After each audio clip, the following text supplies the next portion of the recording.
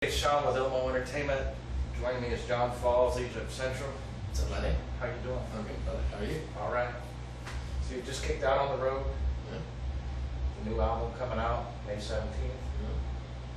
How'd the production go on that? Oh, it was awesome. We did the record with Skid Mills, which was better than I could have imagined, and I imagined that it was going to be pretty awesome. All right. We got in with Skid, and it was just instant chemistry, creativity didn't stop from start to finish. I mean, the creativity almost even got out of hand. We didn't have enough time to get to. We were coming up with new ideas and talking about the next record. I mean, he's definitely the guy for us, and made the record that we've always dreamed we would one day make. All right. Now, how did you get hooked up with Skid? Where did he jump into the picture? Well, we'd known Skid from Memphis years ago. He used to work in Memphis and making records there, and then he had moved to Nashville. And Joey had done some studio work with him previously. Joey was your bassist, right? And our manager had 12 Stones in him. He also Okay. 12 Stones. 12 Stones had already done our record with Skid, and Skid brought up to me. He's like, "Hey man, I love the guys. I'd love to sit down and write with them, or talk about the record. I really we've talked about this before, and Yeah. we've always been like, yeah, we're gonna make a record together. Yeah, we're gonna do something, and it just never, for whatever reason, happened. And he wanted it, and we were like, okay, well, let's go up and see, what the vibe's like. And that was pretty much a waste of time. I could have just got started for a couple of days and hung out with him. And the single White Rabbit came out of that first session. So I mean, it was like, I mean, it took a day, 2 days to write.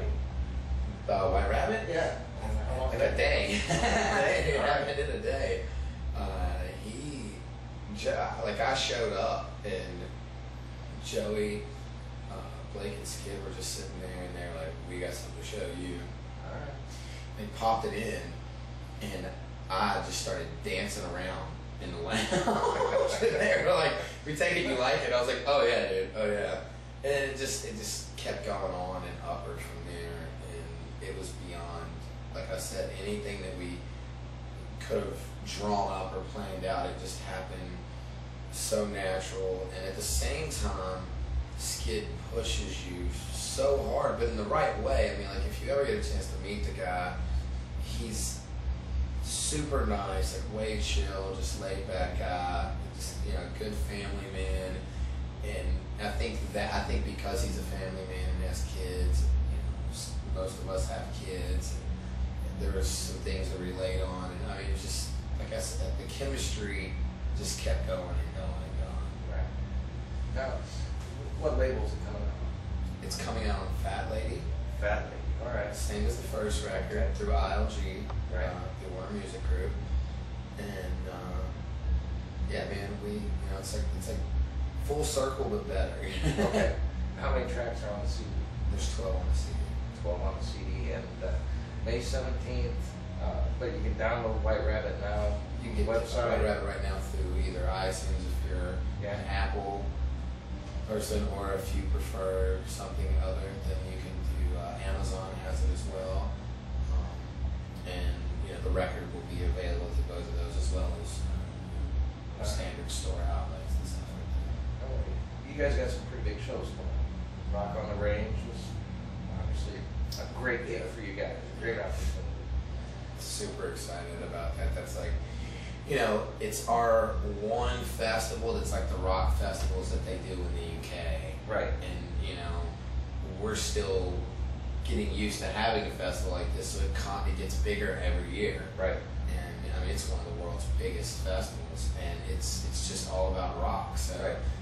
to have a chance to be a part of something that's that big and that's building what looks like it's going to be a tradition that's just going to carry on and on and on. Yeah, something they did right in my book. Rocklahoma's great, but it was all geared towards the hair, and now they're switching back, trying to open it up to all kinds of bands, where Rock on the Range always had. Right. Well, I really Great. I haven't had a chance to play Rocklahoma yet either. And I haven't had a chance to go. Yeah, no, it'd be great. Yeah. If you're watching, we want to play Rocklahoma. But this thing has so much press and media around it that it's just it's a whole different animal than anything that I've ever seen or heard about here. I mean, it's like Woodstock. I mean, it's a lot like that of what I could imagine what the original Woodstock was like. I know there's people watching like, nothing will ever be Woodstock. Like, hey, dude, you know what? This is Woodstock for our generation. Okay, so let us have it. Right. Now, this tour that you're on now, you're gonna roll till when? And where? The Cold Tour ends May 7th in Florida. All right. And we're gonna go lay on the beach now. Unfortunately, we don't get time off like that. So after that, it's not set in stone yet, but we're gonna go out. I mean, we have quite a few other festivals, so people should definitely keep checking in.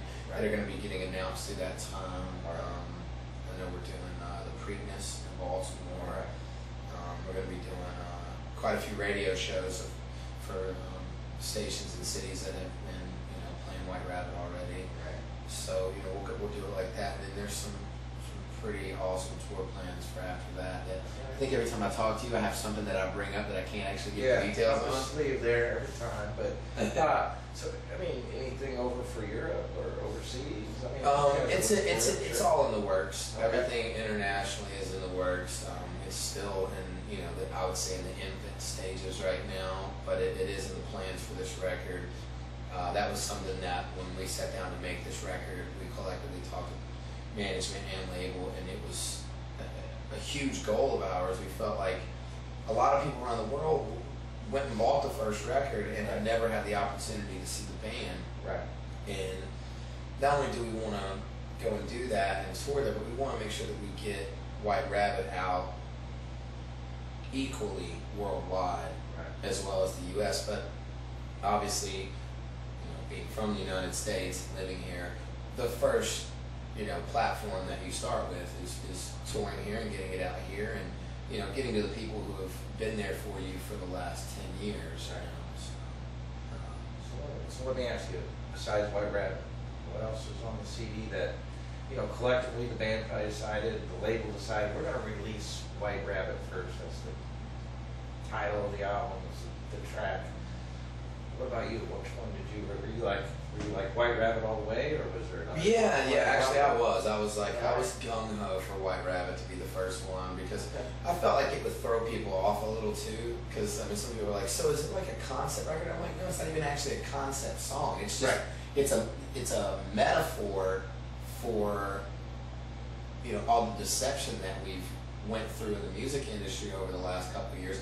And rather than just say, "Oh, hey, the music industry was tough on us," blah, blah, blah, rather than do it that way, we found a creative way because, when you have a lyricist like a Joey Chicago and you have a Blake Allison and a Jeff James around you, you have the ability to take things that are very common like that and be very creative enough to make it something that's relatable for everyone. And that was the idea is that because there's other metaphor, there's other references in there that aren't just to the Alice in Wonderland thing people think. There's that Matrix follow the White Rabbit thing. It's a phrase that's been used a lot more than just in one fairy tale. We want to talk any politics? and I only ask you this. I'm just curious. If John Falls had $1 billion, huge PR. This was just on the news yesterday or something. Obama's going to has $1 billion. It's PR. You think you could be president? Do I think I could be president? With $1 billion and a good PR team, why not? Could I be president? I'm just throwing that out there. Could anybody be president? I don't know if anybody could be president. That's a lot of dough. That's a lot of dough, but at the same time, I think that there's a lot more to any job that's at that level. I wouldn't want that job because I would surely find a way to mess it up. But I would say that I think that there's so many layers to jobs, like I said, that are on that high of a level that you never really know how a person gets there, why they want to get there, Right. and then what they're really doing with it. I don't Right. think that I don't think that we're privy to all the information. I don't really do the political thing as far as like, you know, Yeah, like, no, I don't really I'm share like an curveball opinion. right now, okay. Well, I don't really, I mean, you know, like I just have always, my grandfather taught me as a young man, you know, you don't talk politics and religion, just because I mean it's the two things that people should be allowed to have their own opinion without Right. being influenced by someone else. Right. And I would just say that when it comes to politics, do your research, educate yourself to the best of your ability. And Sometimes music collides. it does. It definitely does. I mean, I would say if I had $1 billion, I don't think becoming the president of the United States would be my first goal. I think I can think of a lot of issues that are going on in this country that I wouldn't have to be the president of America to fix. There you go. So for all you billionaires out there, dude, that's great that you made that money, but you could be making a change with that money. Right on. John, thank you. Thank you very much. See you next time.